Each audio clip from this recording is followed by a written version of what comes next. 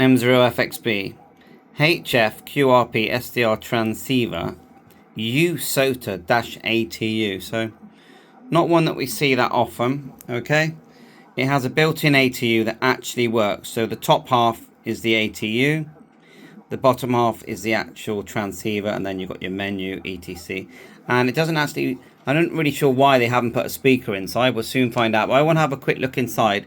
It's over 1 megahertz off frequency. It does receive okay, as these type devices do. Let's have a look inside. So we're going to take the 4 Allen key type connectors or bolts front and back off and have a look. That's the front 2 off. It is just powered by a normal 12 volt connector just up here. On the back here, lots of connectors, but these, when you join these, the ATU is connected basically, or you can bypass it, okay? But that's where your antenna goes. And you've got your speaker mic that comes with it that just goes here. It's not a bad mic, but I would say the speaker on it is rubbish. 9 to 15 volts, and you can put headphones in, speaker mic, and you've got a connector there for mic activation. And there is a little connector on the front, I notice. If we look just in there, it says program and cat. So it's possible we can make adjustments to the program, I suppose, the firmware. And then you've got USB TTL, never used that before. And then you can bypass there on the top left, the ATU. You can just select tune, or you can do auto, and the auto works completely fine. Right, to get this off, we have to take off the knob. There's a little Allen key there. Straightforward. And we do have to take the cover off. You can see here. I'm only going to have a look inside, to be honest. I don't know if I'm going to take the whole thing apart. But I'll undo that nut around where the VFO knob was and these top 2 here. I got a feeling as soon as I loosen it, all those white buttons are just going to fall off. And as you can see, they do. But these 3 are joined. I don't really know if I want to go any further than this. Anyway, there's the front cover off. I got a feeling now, and I'm guessing, that if I undo those bottom 2 now, the whole lot should just slide out. Let's have a look. So I've had this, I reckon I might have even had it a year, and I used it for a while. Look at that. Let's get that right off. It's just sliding off. Well, they've put some work into this, haven't they? Cool. Okay. So that's the bottom.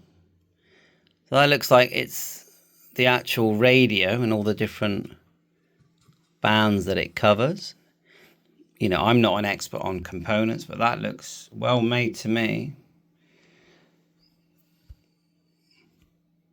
Let's have a look on the other side. So I'm just going to really zoom in so you can see all the components, see what's been written. Pause the video. Just going to turn it round.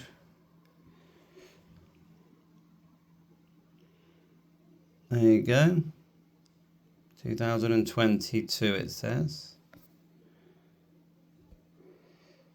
PCB connection. I've done this before where I've actually soldered connectors so I could program these things.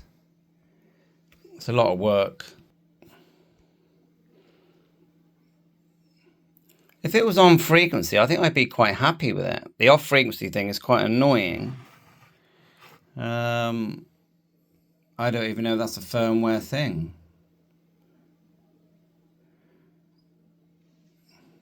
Yeah, it's quite a lot of information there. See this chip? Someone tell me what this chip does. Okay.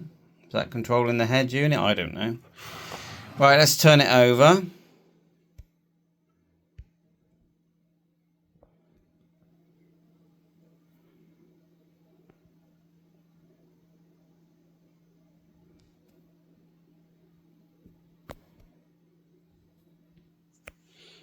So it just slid off quite easily. Oh look, it's modular. So if I undid those screws there, which I'm not going to do, it all pulls apart.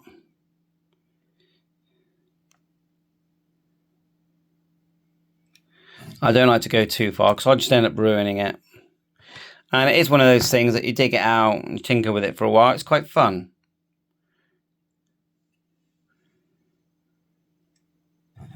So there you go. The normal way round is that way round. So the top half is the tuner.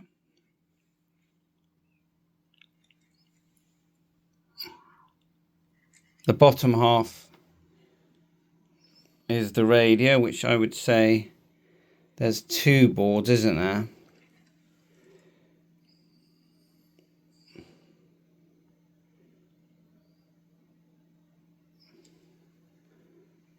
Right, I'm going to put it back together. Someone else might know how to get this back on frequency. We don't, you know.